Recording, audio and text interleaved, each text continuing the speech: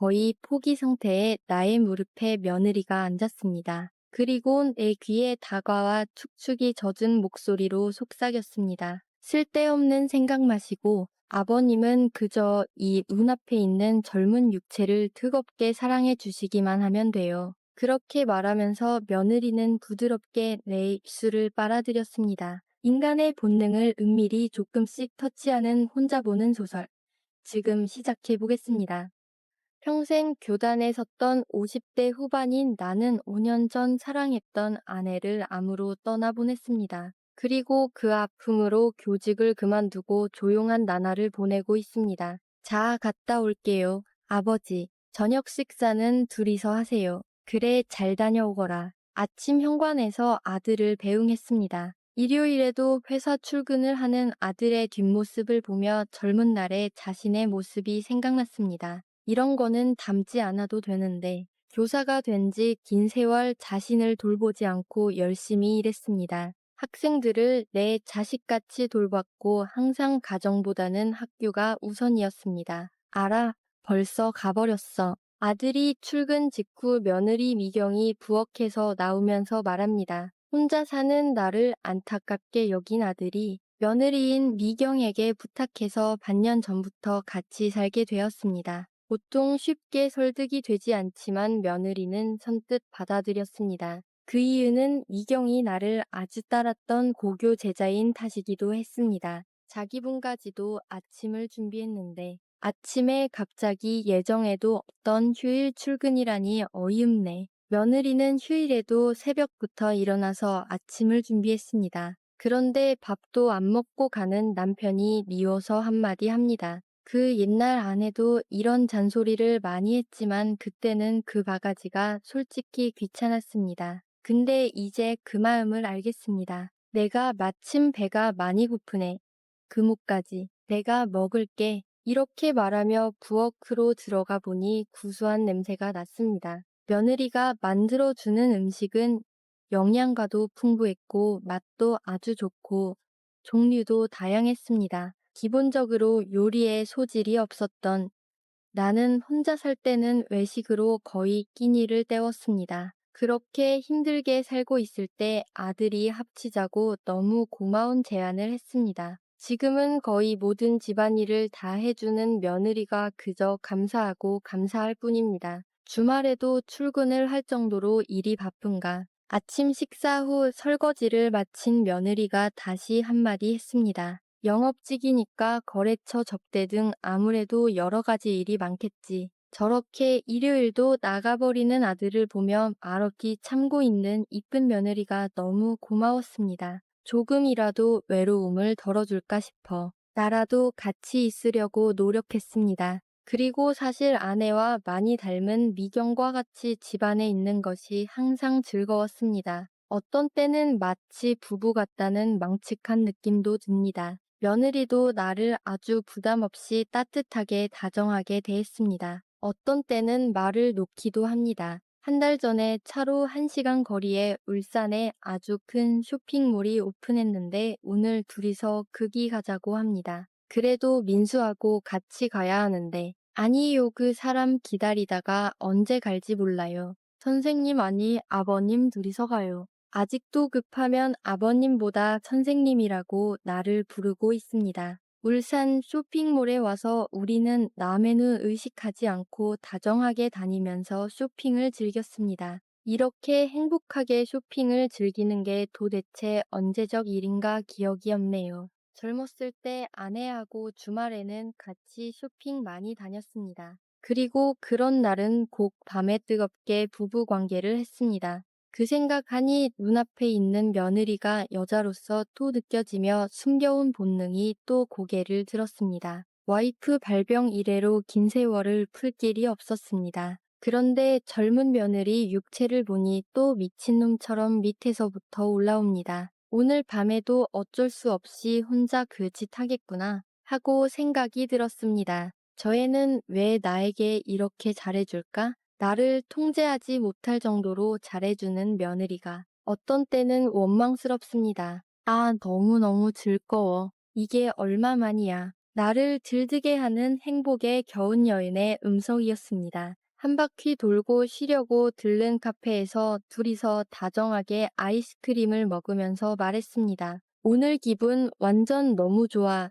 선생님, 자기 때문에 오늘 완전 스트레스 풀려. 시아버지인 나를 완전 연인처럼 대합니다. 그래, 요즘 별로 외출이 없었지. 나도 맞장구를 칩니다. 하도 바쁘다고 오버를 하니까. 이 말을 하는 며느리 표정이 약간 마음에 걸렸습니다. 오늘 저녁거리 사러 가요. 아버님, 스테이크용 고기도 사고 맛있는 와인도 사고요. 쇼핑을 끝내고 신나게 집에 왔습니다. 그리고 저녁 식사를 둘이 같이 준비하면서 일어나는 다양한 스킨십에 정신이 아찔했습니다. 그리고 시작된 둘만의 만찬. 와인을 건배하면서 느끼는 이 다정함. 무언가 말로 표현할 수 없는 야릇한 분위기가 우리를 감쌌습니다. 벌써 8시인데 아침 일찍 나가서 지금까지 안 자니 그렇게 일이 바쁜가. 일어나는 흥분을 억제하려고 일부러 아들 이야기를 꺼내 분위기를 식히려 했습니다. 아준 늦게 올 거예요.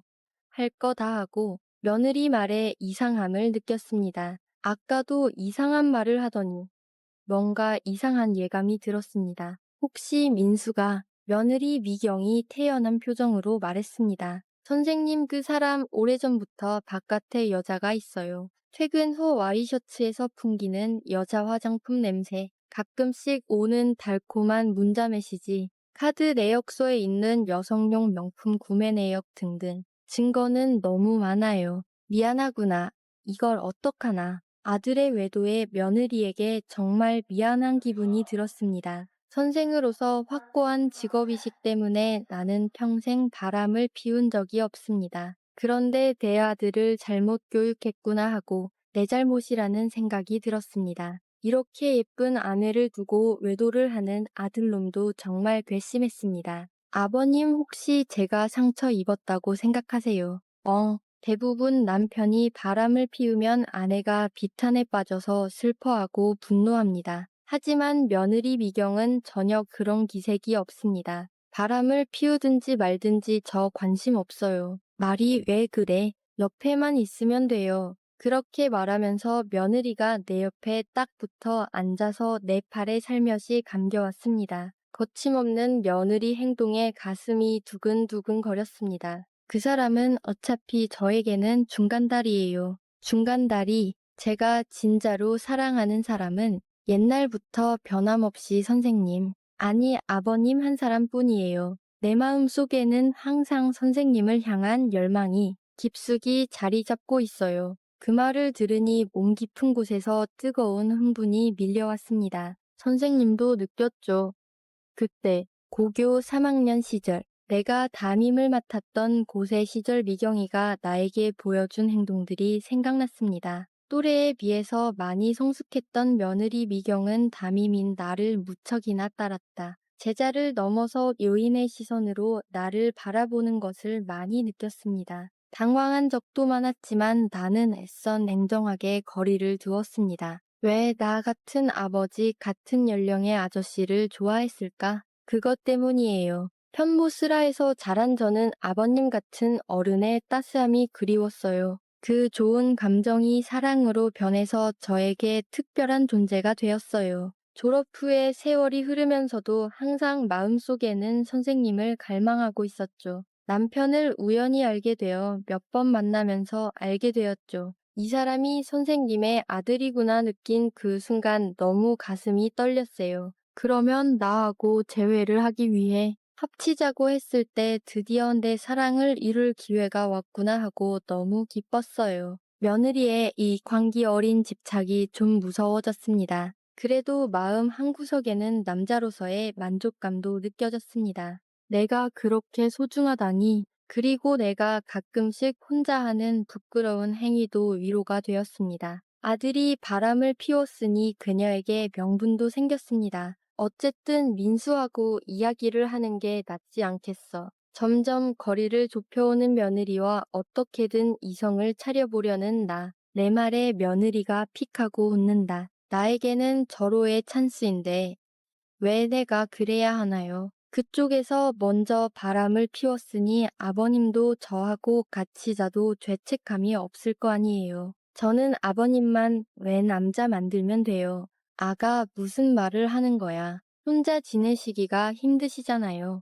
저 알아요. 제가 그리워서 가끔씩 아버님 팬티에 묻어서 나오는 거. 저는 민수 씨와 절대 이혼 안 해요. 그래서 이 집에서 아버님하고 같이 오래오래 사랑할 거예요. 아, 도저히 견딜 수가 없구나. 거의 포기 상태에 나의 무릎에 며느리가 앉아서 내 귀에 다가와 축축이 젖은 목소리로 속삭였습니다. 쓸데없는 생각 마시고 아버님은 그저 이 눈앞에 있는 젊은 육체를 뜨겁게 사랑해 주시기만 하면 돼요. 그렇게 말하면서 며느리는 부드럽게 내 입술을 빨아들였습니다. 그 한마디에 나는 붙들고 있던 이성의 끈을 놓아버리고 본능에 충실한 짐승이 되었습니다. 긴 세월을 참은 우리들의 육정은 태풍이 되어 우리를 휘몰아쳤다. 우리는 서로를 미친 듯이 뜨겁게 요구했습니다. 소파에서는 이루 말할 수 없는 최고의 상쾌함이었습니다. 온밤을 지새면서 몇 번이나 서로의 은밀한 부분을 확인하고 싶었습니다. 하지만 아들의 귀가 시간이 다 되어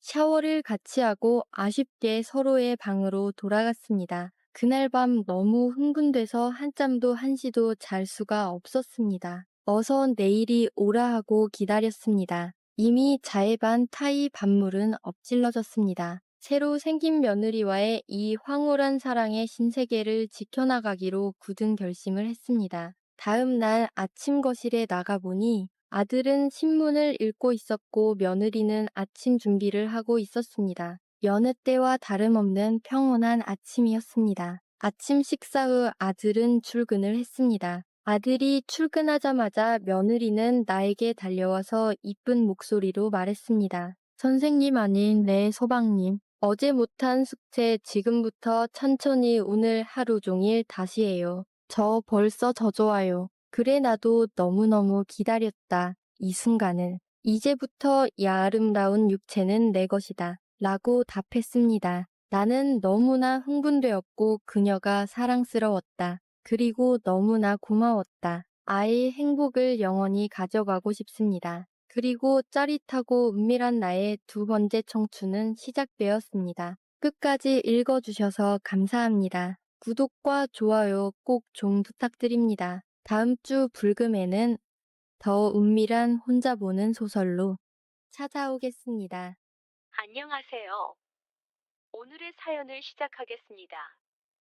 저는 30대 중반 가정주부예요. 저희 남편은 전자회사의 연구직으로 일하고 있습니다. 요즘에 일이 아주 바쁘고 정신이 없다면서 힘들다는 말을 많이 했는데, 얼마 전에 유럽에 있는 해외 지사로 발령이 나버렸습니다.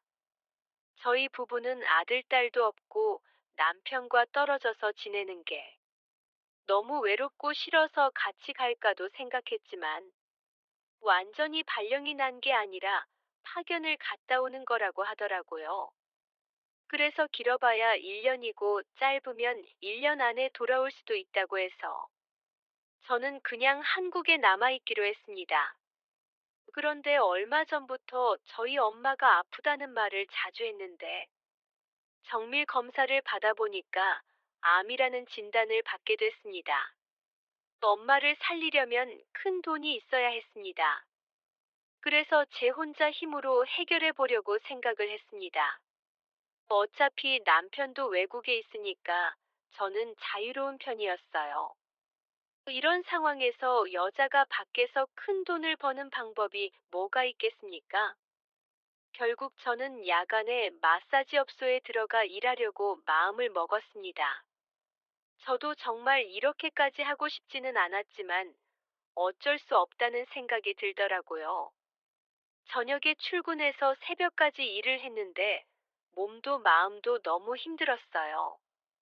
사실 결혼하기 전에 이런 일을 좀 해본 적이 있어서 괜찮을 거라고 생각했는데 젊었을 때와는 다르게 피곤함도 더 빨리 찾아오고 손님들과 이렇게 섞어가면서 돈 벌어야 한다는 게 힘들게 느껴지는 겁니다.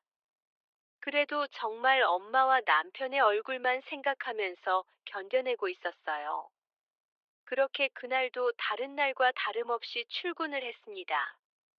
출근하자마자 우리 동네에 큰 손으로 알려진 아저씨가 왔다면서 저한테 잘할 수 있겠냐는 말을 했고, 저는 알겠다고 제가 그 손님을 받겠다고 말했죠. 그래서 그 사람의 방에 들어갔는데, 순간적으로 너무 깜짝 놀라고 하늘이 무너져 내리는 줄 알았습니다. 그 사람은 다름 아니라 제 시아버지였습니다. 시선을 피하고 모르는 척 하면서 바로 그 방을 나왔지만, 시아버지도 같이 따라 나와서 우리 며느리가 여기서 도대체 뭐 하고 있냐고 물어보시더라고요. 그러면서 이야기 좀 하자며 저를 데리고 밖으로 나가셨습니다. 저는 할 수 없이 엄마의 병원비 등 모든 현실을 말씀을 드렸어요. 남편에게는 도저히 더 이상 도움을 받고 싶지 않아서 스스로 해결하려고 했다는 말을 했습니다. 시아버지는 그런 일이 있으면 말을 해야지. 결혼한 여자가 여기 와서 일을 하는 게 말이 되냐면서 저를 혼내셨습니다. 저는 할 말이 없고 너무나 죄송스러워서 그 자리에서 눈물을 흘리며 죄송하다는 말씀을 드렸어요. 아버님은 부족한 돈은 줄 테니까 여기서 그만 일하라고 하시는 것이었습니다. 저는 감사하다며 연신 인사를 드리고 그날 이후로 더 이상 일을 나가지 않았습니다. 그러면서 시아버지의 가게에서 일을 하면서 보수를 받았죠.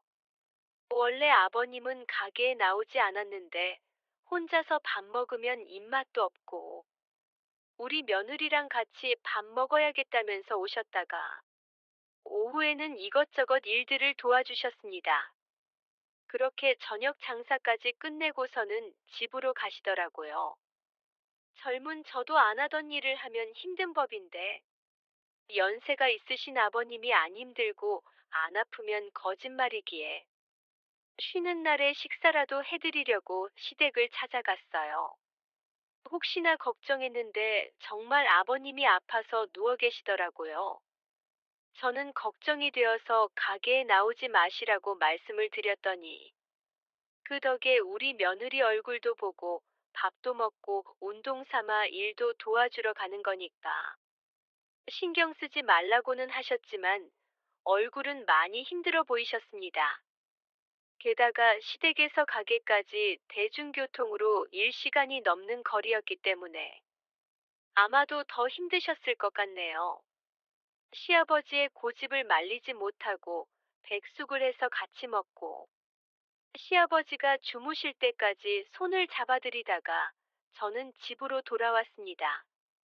시어머니 돌아가시고 그 외로움에 평소에 나오시지도 않는 가게에 나와서 일을 도와주실까요? 아무래도 남편이 돌아올 때까지는 계속 저렇게 가게로 나오실 것 같은데, 혼자서 지내시는 것도 적적하실 것 같아서 그러실 바엔 저희 집에서 같이 살자고 아버님께 말씀을 드렸습니다. 아직은 혼자서 스스로 챙기고 지낼 수 있다며 마음만 받겠다고 하셨지만, 저는 남편이 없어서 혼자 지내는 것이 무섭다는 말도 안 되는 이유를 들면서 설득 끝에 아버님을 모시고 오게 되었습니다. 그렇게 새벽에 제가 먼저 출근해서 일하고 있으면 아버님은 점심때쯤 오셔서 식사하시고는 저녁 장사까지 하고 같이 퇴근하는 삶을 살았습니다. 그날도 평소처럼 퇴근을 하려던 참이었습니다. 이렇게 열심히 일하는 사람들은 퇴근하고 나서 술 한잔 하는 게 낙이 아니냐며 아버님이 쏠 테니 생맥주 한 잔하고 들어가자고 하시는 것이었습니다. 그날따라 날도 덥고 힘들었기에 제가 산다며 주차를 하고 아버님과 같이 술집으로 갔습니다. 몇 주를 같이 일하고 하루 종일 붙어 있다 보니 예전보다 아버님과 가까워졌다는 게 느껴졌어요. 술집 사장님은 딸과 아빠인 줄 알았다고 하셨습니다. 그렇게 생맥주를 마시고 안주를 먹으면서 아버님과 즐거운 시간을 보내고서 집으로 돌아왔습니다.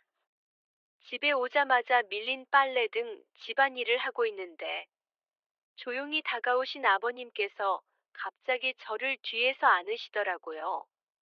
화들짝 놀랐지만 갑자기 밀치면 혹시나 다치실까봐 천천히 뒤로 돌아봤어요. 다가오는 시아버지에게 입을 빼앗기고 말았습니다.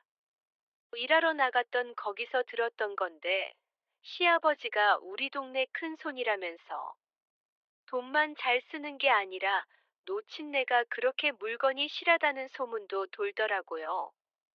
같이 일하던 여자들한테 이야기를 들은 적이 있어서 살짝 궁금하기도 했습니다. 그날 그렇게 저는 선을 넘으며 아버님을 받아들였습니다. 저는 아버님을 위해서 최선을 다했습니다. 나름대로 저도 그쪽에서 할 만큼 해본 여자이기도 하고, 경제적으로든 심적으로든 다 도와주시는 시아버지에게 잘 보이고 싶다는 마음도 들어서 힘껏 만족시켜 드렸습니다. 소문처럼 시아버지는 보통 이상으로 힘이 좋으시더라고요. 다음 날 아침에 일어나서 다시는 이런 일은 없을 거라고 말씀을 드렸고, 아버님께서도 실수를 했다며 미안하다고 사과를 하셨습니다. 그리고 어제 일은 저희 둘만의 비밀로 조용히 덮자고 하셨어요.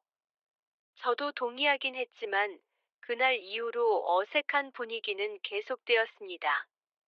아버님도 며칠간은 가게에 나오지 않으셨습니다.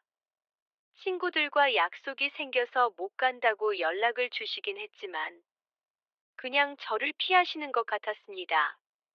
결국 제가 먼저 아버님께 말을 꺼내고 서로가 서로에게 한 실수이고 서로 조용히 덮기로 하였으니 너무 어려워하시거나 불편해하지 않으셨으면 좋겠다고 말씀을 드렸습니다. 아버님께서도 알았다고 하시면서 조용히 방으로 들어가시더라고요. 저도 정리하고 곧장 방에 들어와서 영화를 보다가 잠이 들었습니다. 그렇게 자고 있는데 잠결에 옷이 올라가는 것이 느껴져서 눈을 떠보니 시아버지가 바로 앞에 계셨습니다. 아버님께서는 주책 없이 제가 자꾸 생각나고 잊을 수가 없어서 또 왔다는 것이었습니다. 하지만 이런 마음을 먹으면 안 되는데 사실 그건 저도 마찬가지였습니다. 남편 없이 혼자 지낸 기간이 길어서 그런 것인지는 잘 모르겠으나 저 역시도 시아버지의 그 물건을 잊을 수가 없었습니다. 결국 저도 아버님도 서로를 뿌리치지 못하고 받아들였습니다. 게다가 저희 어머니 병원비까지 다 해주신 분인데 이 정도 못 해줄까라는 생각도 들었습니다. 생각보다 큰 돈이라서 저 혼자서 일해서 구했으면 정말 힘들었을 텐데 아버님은 한 번에 다 해결해 주셨잖아요. 어떤 방법으로든 감사함을 표현하는 게 맞는 것이고 저를 원하면 받아들이는 게 도리라고 생각했어요. 그리고 사실 저도 시아버지와 함께 하는 게 기분이 좋았습니다. 이러면 안 된다는 생각도 처음에만 있었을 뿐, 어느 정도 시간이 지나니 아무렇지도 않았습니다. 하지만 문제는 저도 시아버지에게 더 마음이 간다는 겁니다. 아버님은 재력도 좋고 저를 보는 그 표정도 너무 좋습니다. 저는 시아버지와 함께 사는 것으로 마음을 정하였습니다. 이게 정답이 맞는지는 저도 확실히 모르겠어요. 그래도 그만큼 재력이 좋으니까 나중에를 생각하면 괜찮게 느껴지기도 하고요. 오늘의 사연은 여기까지입니다. 감사합니다. 구독과 좋아요, 알림 설정 부탁드립니다. 안녕하세요. 오늘의 사연을 시작하겠습니다. 저는 대학교 졸업 후 회사에 취직을 했는데 그곳에서 입사 동기인 남편을 만나게 되었습니다. 제가 첫눈에 반해서 고백을 하게 되었어요. 적극적인 제 모습이 좋다며 남편은 저의 고백을 받아주었고 그렇게 3년의 연애 끝에 결혼을 하게 되었습니다. 서로 모은 돈이 그렇게 많지 않은 터라 어느 정도 전세금을 모을 수 있을 정도까지만 시댁에서 살기로 하였는데 다행히도 시댁에서는 허락을 해주셨습니다. 시댁에는 시동생 3명과 60대 초반의 시아버지만 계셨어요. 시어머니께서는 일찍이 지병 때문에 돌아가셨다고 하더군요. 큰 시동생은 회사에 취직을 하여 직장 생활을 하고 있었고, 둘째 시동생은 먹고 노는 백수이며, 셋째 시동생은 공무원 시험 준비를 한다며 원룸을 얻어나가 살고 있었습니다. 간혹 집에 반찬 가지로 한 번씩 오기 때문에 큰 불편함은 없었어요. 그렇게 시아버지와 큰 시동생, 둘째 시동생, 그리고 남편 이렇게 5명이 한 집에서 살게 되었어요. 5년 정도 결혼 생활을 하며 딸 2을 낳고 육아와 시댁 식구들을 챙기며 정말 바쁜 나날을 보내던 어느 날, 남편은 출장 가는 길에 교통사고로 세상을 떠나버리고 말았어요. 저는 30살의 젊은 나이에 애가 2 있는 과부가 되어버리고 말았습니다. 남편이 갑작스레 세상을 떠나버렸으니 앞으로 살아갈 일을 생각하니 막막하고 암담할 수밖에 없었습니다. 전업주부였던 저는 어디서부터 어떻게 일을 시작해야 할지 모르겠고, 애 2 딸린 30대 여자가 직장을 구하기란 하늘의 별 따기였습니다. 남편이 없기 때문에 계속 시댁에서 살 수만은 없었고, 시아버지에게 아버님 아기 아빠도 이제 없으니 애들 데리고 나가 살아야 하는 게 맞지만, 제가 모아둔 돈이 턱없이 부족한 데다가 나간다 하더라도 당장 먹고 살 길이 없으니, 아버님 명의로 된 아파트 중에 비어있는 곳 있다면 당분간만 살면 안 될까요? 월세는 제가 일하는 대로 바로 드릴게요. 정말 죄송합니다 하고 말씀을 드렸더니, 시아버지는 어차피 지금 비어있는 곳도 없고 나가서 산다 해도 먹고 살길 막막해 보이니 어디 가지 말고 같이 살자고 하시더라고요.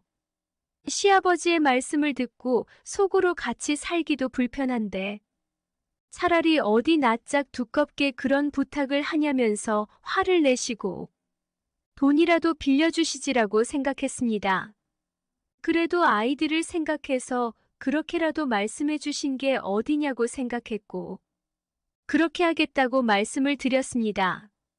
시아버지는 돈에 대한 집착이 대단하셨어요. 그 이유는 어렸을 적에 너무 가난하게 사셨기 때문에 돈을 함부로 쓰지 않으셨던 거예요.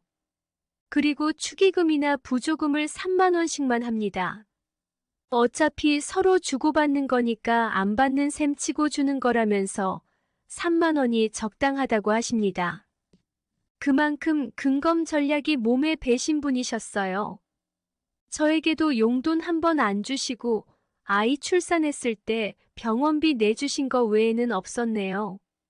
항상 내 남편이 돈을 벌고 있으니 남편에게 타서 쓰라고 하셨어요. 자식들은 그러한 시아버지에게 모두 꼼짝 못할 정도이며 안 먹고 안 쓰고 모은 재산이라면서 본인이 돌아가시기 전까지는 한 푼도 못 준다고 하시더라고요. 한 번은 시동생들이 시아버지에게 사회생활할 수 있도록 미리 물려줄 재산을 조금만 달라고 어렵게 이야기를 꺼냈더니 그렇게 재산 이야기를 계속할 거면 남편이 다녔던 대학에 기부하고 죽을 거라며 너네들이 이럴 줄 알고 미리 총장님께 이야기를 해놨다며 호통을 치시더라고요. 시동생들도 더 이상 그 뒤로 말을 꺼내지 않았습니다. 솔직히 제가 본 시아버지는 절대 기부하실 분은 아니에요. 무덤에 가져가신다면 모를까. 그렇게 호랑이처럼 무서우신 시아버지도 돈에 대한 것 빼고는 저에게 딸처럼 자상하게 대해주십니다. 시아버지에게 딸이 없어서인지 제가 아빠라고 불러드리면 정말 좋아하시거든요. 그런 제가 편하게 느껴지신 건지 가끔씩 심심한데 술친구 해달라고 저에게 말씀하실 때도 있는데 그럴 때는 흔쾌히 같이 마셔드릴 때가 많아요. 어느 날 저는 시아버지와 둘이 있을 때 맥주 한잔 하면서 아빠는 돈도 많은 부자이니까 이제 쓰고 싶은데 써도 되지 않아요? 왜 쓰지도 않고 모으기만 해요? 하고 싶은 게 많은 아빠인 건 내가 다 아는데 그것도 꾹 참고 있잖아요. 하고 여쭤보니 솔직히 그렇게 큰 부자도 아니고 그렇다고 세상 사람들에게 어느 정도 돈이 있다고 자랑하고 다니면 여기저기서 자기에게 손 벌릴 사람이 많아질 게 뻔하다고 하시더군요. 가까운 아들들도 저렇게 돈을 달라고 하는데 남들은 어떻겠냐며 말씀을 하시는데 정말 쓸쓸해 보였습니다. 그렇게 시아버지와 술친구를 자주 하다 보니 시아버지는 저에게 남들에게 하지 못할 말도 많이 하시고 남편이 죽고 나서는 더 저를 챙겨주시기도 합니다. 그래서인지 시동생들도 시아버지에게 말 못할 부탁이 있으면 저를 통해서 시아버지에게 말을 해달라고 합니다. 그렇게 남편이 죽고 시댁에서 살게 된 지 1년이 되던 어느 날부터 갑자기 시아버지의 돈 씀씀이가 눈에 띄게 달라지기 시작했습니다. 시동생들한테는 원래 그대로 돈을 쓰지 않으셨는데 저에게는 따로 용돈도 주시고 생활비에 보태 쓰라며 넉넉히 주시기도 했습니다. 너무 많이 주실 때는 시동생들에게 시아버지 몰래 나눠주기도 했어요. 그러던 중 둘째 시동생은 백수 생활하다가 제가 준 돈으로 온라인 사업을 하겠다며 사무실을 얻어서 나가더라고요. 형제들 중에서 제일 머리가 좋긴 했으니 너무 기특해서 시아버지에게 받은 용돈과 남편이 조금 남겨준 재산을 보태서 사무실 보증금을 내주었습니다.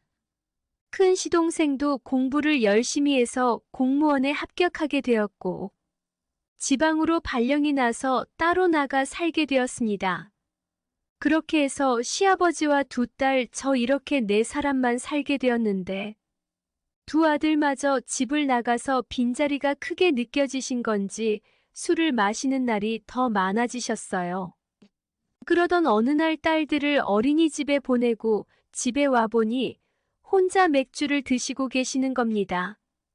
안주를 차려드릴 테니 기다려라고 말씀을 드렸더니 잠시 저에게 앉아보라고 하시더라고요.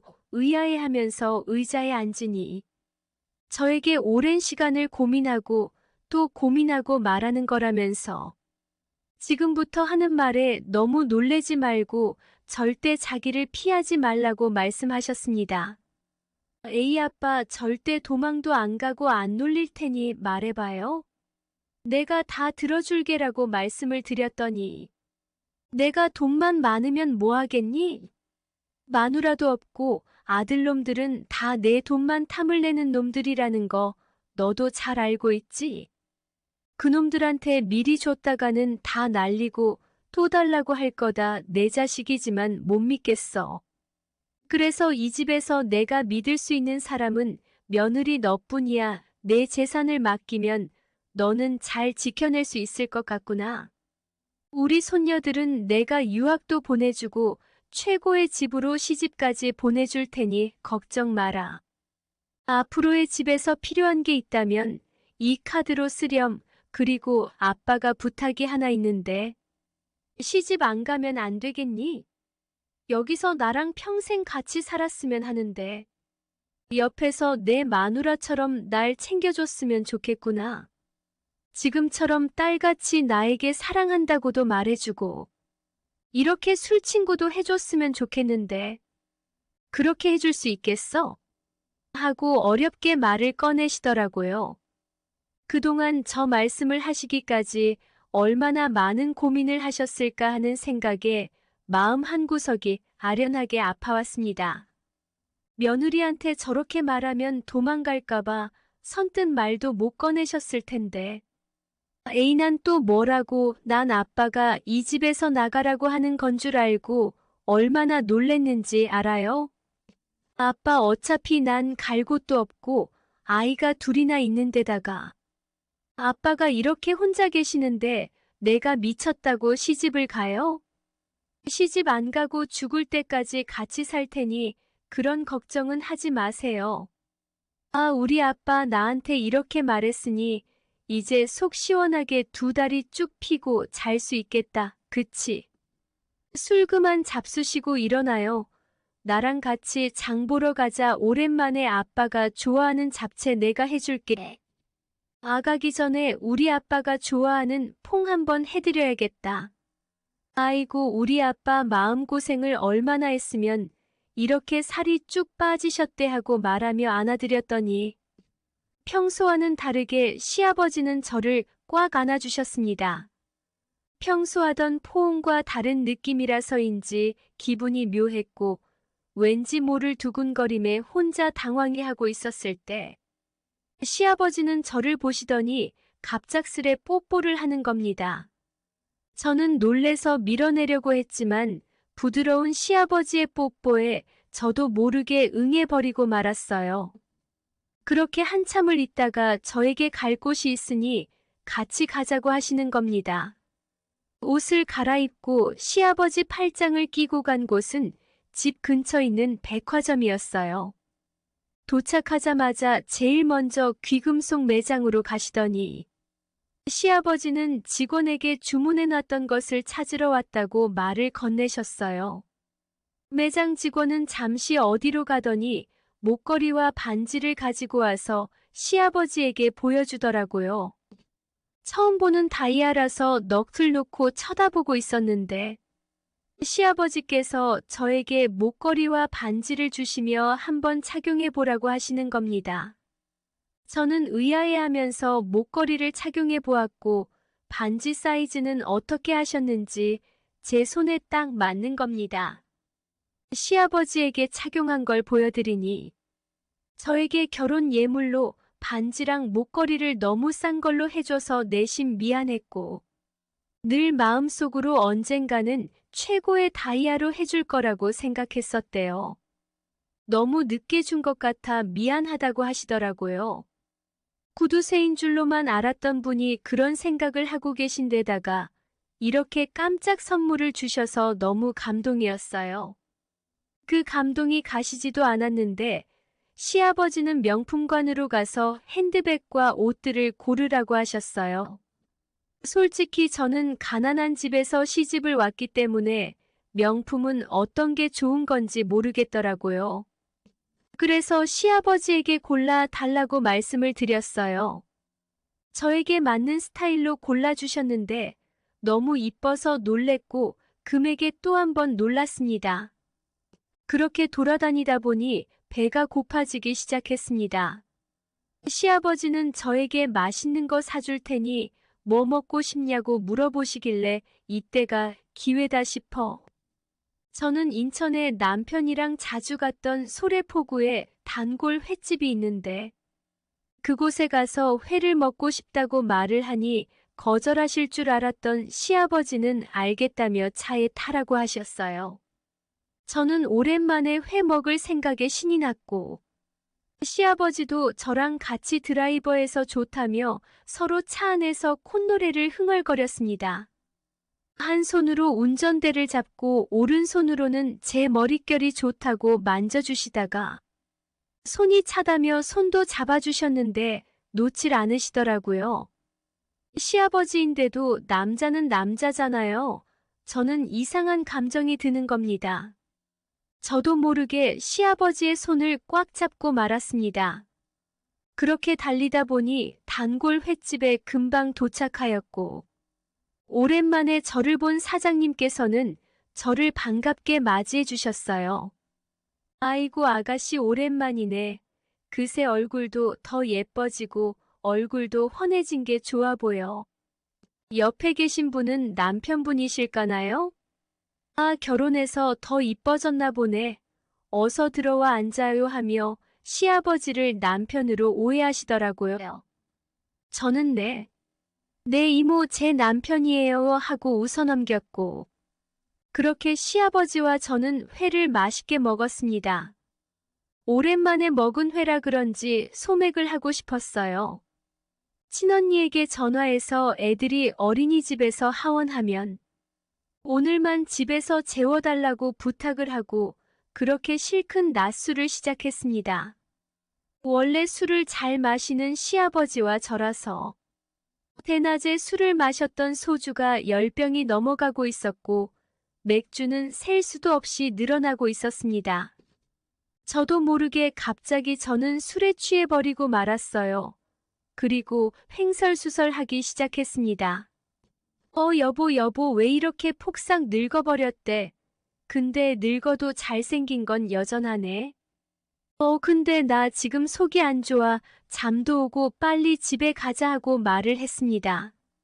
사실 저는 술에 취하면 서서히 취하는 게 아니라 갑자기 확 취해버리는 타입이라 저도 모르게 길바닥에 자버리는 경우가 허다했어요. 그날은 오랜만에 대낮에 소맥을 하니 당연히 취할 수밖에 없었습니다. 시아버지는 저를 업고 차 뒷좌석에 눕혀주셨는데 갑자기 속이 울렁거리기 시작하는 겁니다. 그러면 안 됐었는데 저도 모르게 방금 먹었던 애들을 세상 밖으로 보내주고 말았습니다. 그 순간 갑자기 정신이 들었고 죄송하다는 말만 연신 해대고 말았습니다. 시아버지는 수건으로 제 몸을 닦으시며 괜찮다고 하셨어요. 술 냄새와 이상한 냄새를 풍기는 저를 피하지도 않으시고 오히려 그런 저를 안고 차 옆에 앉게 해주셨습니다. 그리고 근처 약국에서 약을 사와 저에게 먹으라고 건네주시는 겁니다.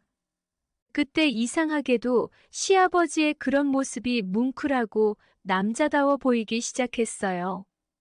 저도 모르게 반해버린 것 같이 심장이 두근거렸습니다. 그때 시아버지께서 오는 길에 호텔이 있는 걸 잠깐 봤는데 거기 가서 좀 씻고 아까 사주신 옷으로 갈아입자고 하시더라고요. 본인 여분 옷도 있으니 걱정 말라고 하셨습니다. 그렇게 어쩔 수 없이 처음으로 시아버지와 객실로 들어가게 되었어요. 먼저 씻고 나왔더니 시아버지께서 제 더러운 옷은 다 버리시고 깨끗한 옷으로 갈아입을 수 있도록 서랍 위에 올려놔 주셨습니다. 저는 냉수 한 잔 마시고 나니 그제서야 정신을 차릴 수 있었습니다. 그래도 조금은 술기는 남아서인지 힘이 풀려버려 누워버리고 말았어요. 그걸 본 시아버지께서는 저에게 다가오시더니 저를 안으셨어요. 그렇게 그날 시아버지와 저는 넘지 말아야 할 금단의 선을 넘어버리고 말았습니다. 그리고 잠이 들어버렸고 일어나 보니 늦은 저녁 시간이 되었더라고요. 시아버지의 손을 꼭 잡고 바닷바람을 쐬며 근처 식당에서 밥을 먹었습니다. 그렇게 시아버지와 하룻밤을 더 보내게 되었어요. 다음 날 아침 차를 타고 집으로 왔습니다. 그 이후로도 변함없이 저에게 잘해주셨고 매일매일 저에게 사랑한다는 말을 해주셨습니다. 그러다 제 생일날이 되었어요. 시아버지는 제 생일날 그냥 넘어가기 아쉬우니 호텔에 2박 3일로 예약을 해뒀으니 그곳에서 실컷 놀고 먹고 지내자고 하시더라고요. 그래서 그곳에서 금단의 선을 수없이 넘어버리고 말았어요. 시아버지는 젊은 사람 못지않게 힘이 넘쳐났고 지칠 줄 몰랐으며 저를 행복하게 해주셨습니다. 그렇게 둘만의 시간을 끝내고 집으로 돌아왔어요. 시아버지와 위험한 동거는 지금까지도 계속되고 있습니다. 시아버지와 관계가 어떻게 될지는 잘 모르겠지만 저로선 어쩔 수 없어요. 시아버지의 재력이 필요했고 아이들이 어느 정도 클 때까지는 시아버지에게 금전적으로 많은 도움이 필요했기 때문이죠. 먼 훗날 시아버지와 관계가 깨지더라도 후회하지 않을 것 같아요. 구독자분들께서 제 사연을 듣고 욕하시는 분도 계시고 그래도 잘 살아가라고 응원해 주시는 분들도 계시겠죠? 아이들을 잘 키우며 살아가겠습니다. 사연을 들어주셔서 감사합니다. 구독과 좋아요 부탁드립니다. 안녕하세요. 철딱선이 없던 시절 엉뚱한 생각과 잘못된 짓으로 인생을 외롭게 살게 된 60대 남성입니다. 제가 생각해도 그땐 왜 그렇게 멍청한 짓을 했는지 후회가 막심입니다. 이것 때문에 병원을 몇 군데나 가봤지만 의사 선생님들조차 놀라워하며 고개를 절레절레 흔들고는 한숨을 쉬더라고요. 제 나이대 분들은 잘 아시겠지만 제가 중고등학교를 다녔을 때는 모든 게 부족했던 시절이었어요. 배를 고를 정도는 아니었지만 뭐 하나 마음껏 쓸 수 없는 시대였죠. 그래서 그런지 잘못된 정보나 지식이 판을 쳤습니다. 한창 성에 대해 관심이 많았던 저의 10대 시절도 그랬어요. 그때 남학생들은 남성의 가장 중요한 그곳, 아랫돌이 그곳의 크기에 대해 설왕설래가 많았답니다. 그곳이 튼실하고 탐스러워야 여자한테 인기가 많다는 이야기 때문에 그곳의 크기를 키울 수 있는 잘못된 정보들이 우리 사이에 돌아다녔죠. 누구는 주사기로 바셀린을 주입시키면 부작용 없이 크기가 커진다고 했고, 또 누구는 그곳에 상처를 내서 쇠구슬을 넣은 다음 상처를 아물게 하면 여자들이 무척 좋아한다고도 했습니다. 저도 친구들이 들려주는 솔깃한 이야기에 귀를 기울이곤 했지만 그 방법들이 너무 무섭고 고통스러울 것 같아서 차마 실행에 옮기지는 못했죠. 그런데 저랑 친하게 지냈던 친구 만술이란 아이가 기가 막힌 이야기를 저에게 하더라고요. 야야, 근태야! 빨리 이리 좀 와봐라. 내가 엄청스럽게 대단한 정보를 갖고 왔다니까? 무슨 정보? 니 또 헛소리 하려고 그러지? 니 주둥아리가 움찔움찔 하는 걸 보니까네 딱 헛소린데. 안 속는다, 임마. 야, 사람 말을 좀 끝까지 들어보래도? 이거는 나랑 잘 아는 삼촌이 나한테만 살짝 말해준 건데 아무 부작용 없이 네 그 시기를 코끼리 사이즈만큼 크게 만드는 비법이 있대. 뭐 진짜로? 뜸들이지 말고 빨리 말해봐. 그게 뭔데? 근데 네 이거 아무한테도 말하면 안 된다. 약속 먼저 해라. 이 자식이 정말 답답하게 구네? 말 안 할 테니까 빨리 그 비법이나 말해봐. 네 항리마을에 모터 만드는 공장 있는 거 알지? 거기에 공업용 자석이 있는데 그것을 네 거시기에 달고 다니면 거짓 하나 안 보태고 거기가 소처럼 엄청나게 커진대. 뭐? 공업용 자석. 그래, 생긴 건 딱 도나스처럼 생겼는데 그걸 네 거기에다 딱 끼우고 붕대를 칭칭 감고 몇 달만 달고 다니면 엄청스럽게 커진단다. 에이, 그게 말이 되는 소리야? 그 무거운 걸 어떻게 매달고 다녀? 네 내 말 못 믿겠냐? 그 삼촌이 사실 건달 생활하는 삼촌인데 건달들은 거기를 이따시만하게 키우려고 자석을 아랫도리에 끼우고 생활한다잖아. 그래, 정말 틀림없는 거지. 전 친구의 그 말을 철석같이 믿었습니다.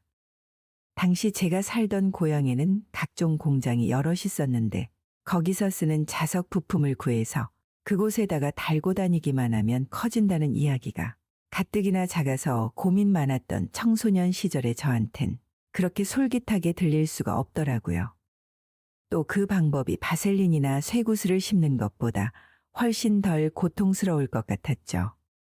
그래서 천신만고 끝에 공업용 자석 2개를 구해서 친구 만수리와 함께 나누어 끼고 다녔습니다.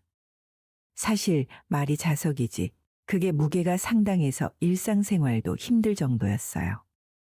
그걸 그곳에다 끼우고 붕대로 칭칭 감고 다녔는데 마치 돌덩어리를 달고 다니는 것처럼 늘 하복부가 묵직했고 뭉근한 통증을 달고 살았습니다. 그런데도 그곳을 크게 키울 수 있다는 일념하에 이를 악물고 미련하게 참고 살았던 거죠. 차라리 공부에 그런 끈기를 보였으면 뭐가 됐어도 진작 됐을 텐데 엉뚱한 곳에다 인내심을 발휘했으니 제가 생각해봐도 참 한심한 노릇이 아닐 수 없었습니다. 공업용 자석을 끼고 산 지 일주일 그리고 한 달이 넘고 2달이 다 되어갔어요. 그러던 어느 날 친구 만수리는 고개를 절레절레 흔들며 2손 2발을 다 들고 포기를 선언하더군요. 근태야, 미안한데 나는 이제 도저히 못하겠다. 아무리 생각해도 이게 사람 할 짓이 못 된다. 야, 아직 2달도 안 됐는데 벌써 포기하려고? 내가 어지간하면 참으려고 했는데 맨날 거기에 상처 생기고 닦지 않고 진물이 나서 도저히 일상생활이 안 되는데 어떡하냐 그럼? 이러다 커지는 게 아니라 떨어질까봐 겁난다니까. 암튼 난 오늘부로 그만할라니까. 니는 더 하든 말든 니 알아서 해라. 야 임마. 생사고락을 함께하는 전우가 죽어도 같이 죽고 살아도 같이 살아야지. 이런 법이 어딨어? 전우 같은 소리 하고 앉아있네. 니 나 3대 독장거 알잖아? 만에 하나 니랑 이 짓 하고 앉아있다가 툭 하고 떨어져 버리면 우리 집안 대가 끊기는 거라고. 그러니까 평생 친구 원성 듣고 싶지 않으면 니도 이제 그만해라. 그래, 그럼 니는 그만해라. 남자가 칼을 뽑았으면 무라도 썰어야지. 난 반드시 거기를 팔뚝만하게 키울라니까. 두고 보라고. 전 친구의 포기 선언에 오히려 엉뚱한 호승심이 일었고 무려 6개월 동안 그 무거운 자석을 달고 살았습니다. 당연히 상처가 생기고 아물기를 반복했어요. 소변을 보는 것조차 고통의 연속이었죠. 그런데 말입니다. 자석을 단 지 반년 만에 정말 신기하게도 제 그곳의 크기가 확연하게 달라져 있더라고요.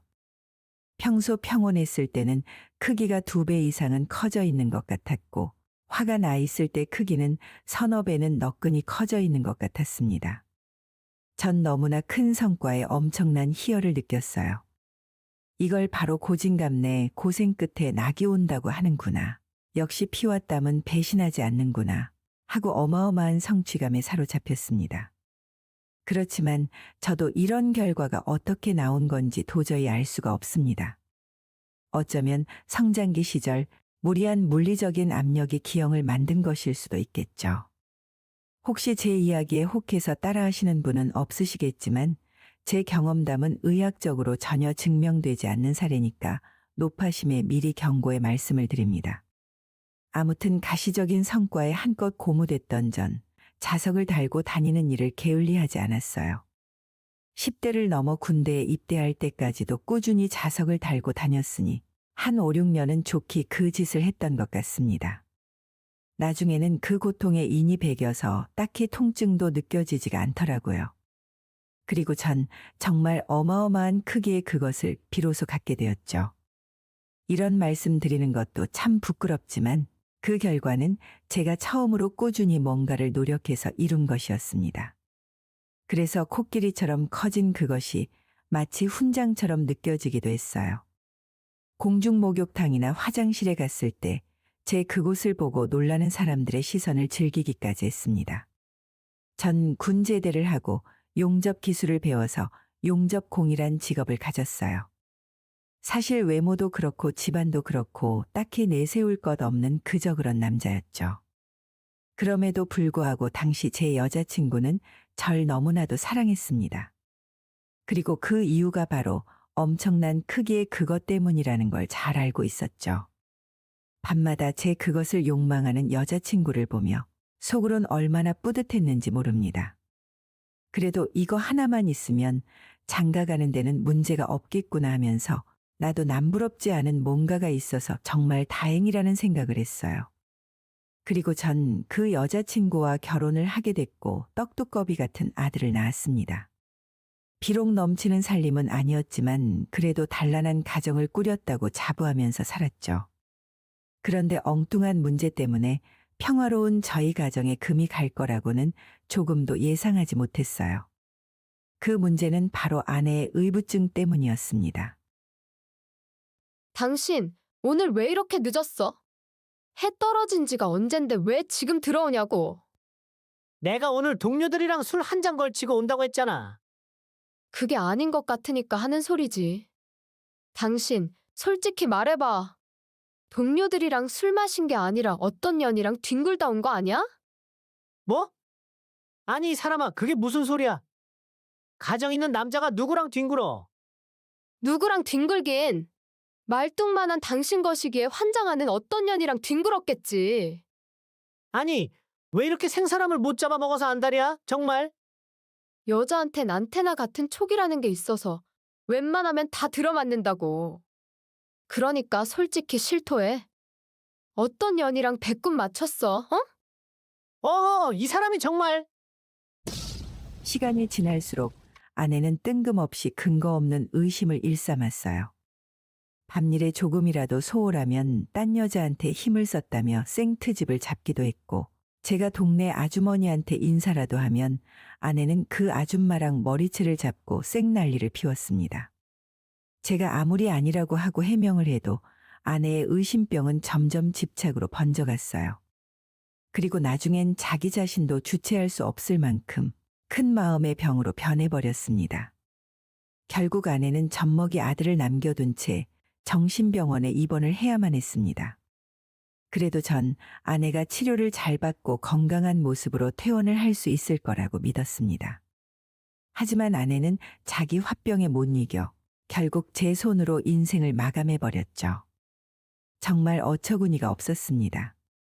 의부증이라는 게 사람 하나를 망가뜨릴 만큼 무서운 것이란 것도 그때 처음 알았죠. 이게 다 무식하게 크기만 큰 제 아랫도리 때문이란 죄책감이 들었습니다. 하지만 전 슬퍼할 겨를이 없었어요. 어떻게든 어린 아들을 키우며 살아야 했거든요. 그래서 이 집 저 집 동네 아주머니들 손을 빌려가며 어린 아들을 키웠습니다. 그런데 말입니다. 아내가 죽고 제가 혼자 됐다는 소문이 동네에 쫙 퍼진 이후로 동네 아주머니들의 눈빛이 이상하게 달라지더라고요. 처음엔 그냥 상처한 호라비를 불쌍하게 여겨서 그런 줄로만 알았는데 이유는 다른 데 있었어요. 재영 아빠, 오늘 우리 집에 좀 와줄 수 있어요? 예, 왜요? 무슨 일 있어요? 아니, 이상하게 우리 집 안방 형광등이 깜빡깜빡하네? 재영 아빠 별일 없으면 우리 집 형광등 좀 갈아줘요. 네? 왜요? 바깥 양반 계시잖아요? 아이 참, 그이는 나흘간 출장 갔어요. 그러니까 재영 아빠한테 갈아달라고 하는 거잖아요. 내가 술상도 봐줄 테니까 이따 재영이 재우고 TV에 애국가 나오면 살짝 우리 집 들러요. 알았죠? 입술을 벌겋게 칠하고 눈웃음을 치며 그런 말을 하는데 그 시커먼 속내를 제가 왜 모르겠습니까? 처음에는 유혹인 줄도 모르고 순진하게 넘어갔다가 곤욕을 치른 적이 한두 번이 아니었어요. 그들은 하나같이 제 그곳에만 관심이 있더군요. 이미 제 크기가 어마무시하다는 소문이 동네 아주머니들한테 파다하게 퍼졌는지 직접 보고 만져보고 싶다며 간사를 부렸습니다. 정말 미치고 환장하겠다는 말이 뭔지 알겠더라고요. 아들 키우며 먹고 살 일도 바빠 죽겠는데 동네 여자들의 미친 듯한 추파질에 혼이 다 빠져나갈 판국이었습니다. 엉덩이를 들썩이는 마누라를 단속하지 못한 남편들은 애먼 제 멱살을 잡고 흔들기 일쑤였죠. 그 덕분에 전 어린 아들을 들쳐업고 이사를 몇 번씩이나 다녀야만 했어요. 그땐 정말 평범하지 못한 이놈의 가운데 딸이가 죽도록 원망스러웠습니다. 그곳을 키우기 위해 자석을 달고 다녔던 행동이 참 후회 막심했던 순간이었어요. 여인의 살레음을 밝힐 때야 좋았지만 정상적인 삶을 살고 싶은 저에겐 거대한 그것은 거치적거리는 고깃덩어리에 불과했습니다. 그래도 세월은 쏜살같이 흘러갔고 제 흰머리가 늘어가는 만큼 아들도 나이를 먹었죠. 장성한 아들은 번듯한 직장에 취직해서 지 밥벌이를 하고 살았고요. 직장 동료를 아내로 맞아 자기 가정도 꾸렸습니다. 아들을 장가 보내고 나서야 전 조금 안심을 할 수 있었어요. 이제 며느리도 봤으니 조용히 낚시나 하면서 남은 제 인생을 살아야겠다고 생각했죠. 하지만 그 생각조차 사치였습니다. 그놈의 그곳은 제 평화로운 일상까지 다 망가뜨려 버리더군요. 아직 경제적으로 자립을 하지 못한 아들 내외는 저희 집에서 신접살림을 차리게 됐는데요. 며느리랑 같이 살다 보니까 불편한 점이 여간 많은 게 아니더라고요. 특히 날씨가 무더운 여름에는 아무래도 파자마를 입고 생활하게 되는데 그때마다 커다란 그것이 툭 튀어나와서 민망할 때가 한두 번이 아니었어요. 며느리가 얼굴을 붉히며 시선을 돌리는 모습도 여러 번 봤고요. 그래서 더더욱 조심하면서 지냈는데 글쎄 그게 사달을 만들 줄은 저도 정말 꿈에도 몰랐습니다. 어느 날 술에 잔뜩 취한 며느리가 한참 머뭇거리더니 어렵게 말을 꺼내더라고요. 저 아버님, 제가 어려운 부탁 하나만 드려도 될까요? 무슨 일이길래 그렇게 망설이니? 괜찮으니까 편하게 말해봐라. 어휴, 제가 너무 민망해서 말을 못하겠는데. 이러면 안 된다는 거 저도 알지만, 아버님, 죽은 사람 소원도 들어준다잖아요. 산 사람 소원 정도는 한 번쯤은 들어줄 수 있는 거잖아요. 그쵸? 아이고, 답답해 죽겠다. 어서 말해보라니까. 아버님, 저 딱 한 번만 안아주시면 안 될까요? 네? 뭐라고? 아니, 재아가, 그게 무슨 소리냐? 안아달라니? 아버님의 그것이 얼마나 대단한지 정말 딱 한 번만 경험해보고 싶어서 그래요. 제가 인생 살면서 이렇게 크고 튼튼한 건 보지 못했어요. 아버님, 미친 소리 같겠지만 제발 부탁드려요. 아니, 말이 되는 소리를 해야지. 넌 내 며느리고 난 네 시아버지야. 어떻게 나한테 그런 짓을 하라고 하니? 저도 알아요. 그러면 안 된다는 거 저도 잘 안다고요. 하지만 아버님 걸 생각만 해도 몸이 달아올라 뜨거워지는 걸 어떡해요. 아버님이 기네스북에 세계에서 가장 큰 사람으로 이름을 올린 이후부터 이 말도 안 되는 호기심이 이성을 압도해버렸다고요.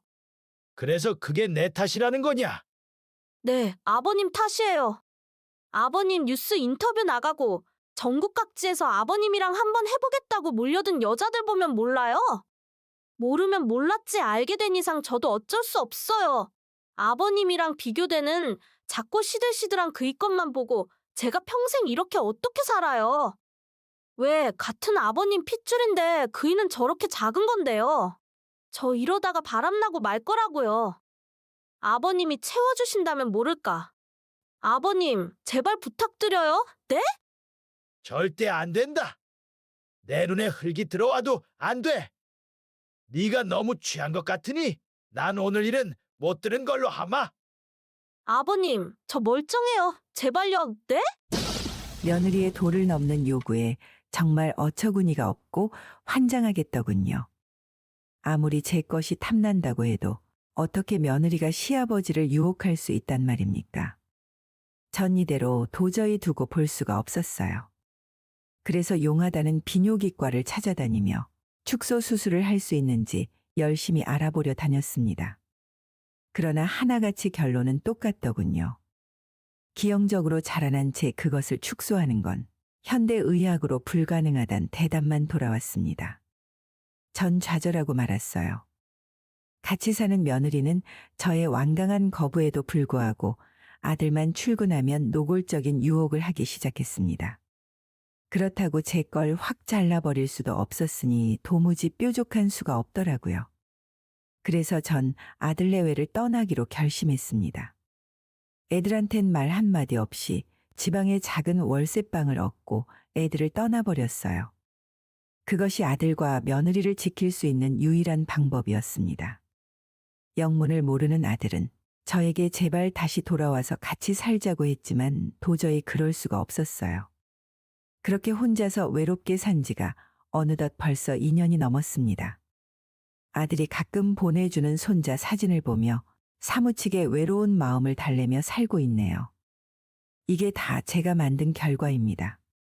그저 물 흐르듯이 자기한테 주어진 것에 만족하며 살았으면 아내와 함께 손자의 재롱을 보며 살았을 텐데 말입니다. 만약 시간을 되돌릴 수 있다면 제 그곳에 끼워진 자석 덩어리를 당장 빼서 먼 바닷속으로 던져버렸을 겁니다. 철없던 그때의 그 행동이 정말 너무 후회스럽고 원통스럽네요. 어처구니 없는 행동으로 평생을 후회하며 살았던 제 인생 이야기는 여기까지입니다. 제 사연을 끝까지 들어주셔서 감사드리며 충고와 질책의 한마디를 기대하겠습니다. 감사합니다.